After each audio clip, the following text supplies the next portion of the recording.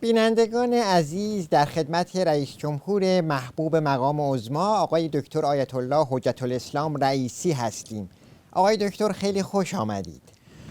با سلام به امام راحل که نهار نخورده از نوفل شاتو راهی تهران شد و در تهران بعد از صرف نهار نظام ما رو بنیان گذاشت و با عرض ارادت به مقام عظمای ولایت که حلقومشون همواره نهارهای چرب و چیلی رو میخوره و باهاش آشناست.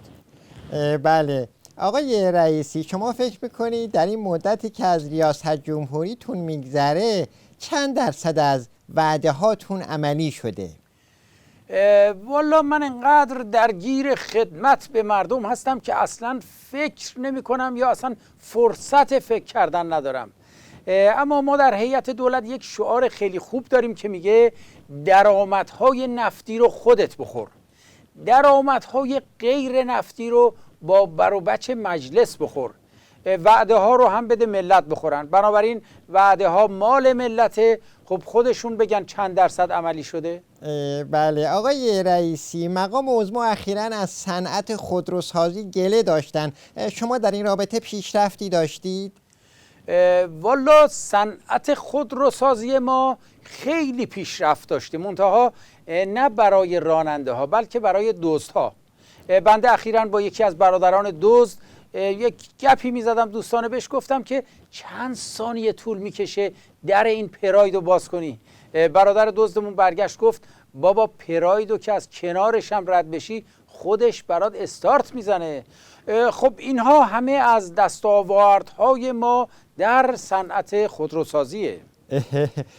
آقای دکتر، مردم از سرعت اینترنت خیلی ناراضی‌اند. چرا اینطوری آقای رئیسی؟ ببینید، بحث فضای مجازی نیازمند آنگوزمان پیچیده‌ایه. مقام عظما گفتن فضای مجازی وله. من خودم هم در این زمینه خیلی تحقیق کردم، فهمیدم این ول شدگی زیر سر نوه گراهام بله. الکساندر گراهام بل یک نوه داره به نام اسفندیار تلگرام ول که به حول و قوه قلمی ما دستگیرش کردیم و جلوی این فضای مجازی ول رو گرفتیم. در زمینه کند کردن سرعت اینترنت هم به دستاوردهای قابل توجهی رسیدیم. یکی از کاربران میگفت من وقتی کلیک میکنم کامپیوترم 5 دقیقه بعد یک مسیج میده، میگه داداش کجا رو کلیک کرده بودی؟ که خب اینها همه از دستاوردهای ماست. آقای رئیسی، بالاخره شما موفق شدید به کلاس 7 برید یا نه؟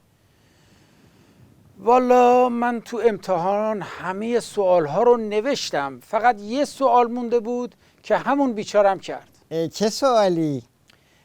سوال این بود که اسم 5 نفر از مسئولین نظام رو که در سال گذشته موفق به اختلاس نشدن نام ببرید. بندم هر کار کردم نتونستم جوابشو بنویسم. البته مشکلی نیست، یه سال دیگه کلاس 6 رو میخونیم، پایمون قوی میشه. بله خیلی متشکرم. ببینم شما نهار خوردی؟ گشنمون شد، بریم یه نهاری با هم بزنیم، موافقی؟